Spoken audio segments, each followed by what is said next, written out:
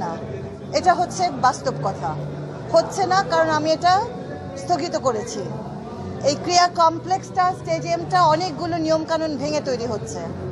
So এটাকে যদি আদৌ শুরু করি তাহলে এটা রিভ্যালুয়েটেড হবে, তারপরে শুরু হবে। তো বোঝেই তো সবই তো বুঝে গেছো, আর প্রশ্ন করছো কেন? আপনি কোনো ব্যবস্থা নেবেন কিনা কংক্রিট এভিডেন্স? শোনো, সবার বিরুদ্ধেই আমরা, যাদের বিরুদ্ধেই এভিডেন্স পাচ্ছি আমরা অ্যাকশন নিচ্ছি।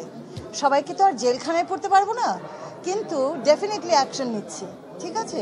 আর কি বলে, এই যে বন্ধ হয়ে যাওয়াটাই কিন্তু একটা বিরাট একটা ওদের শাস্তি। কেন? তোমরা সেটা নিজেই ভালো করে বোঝো।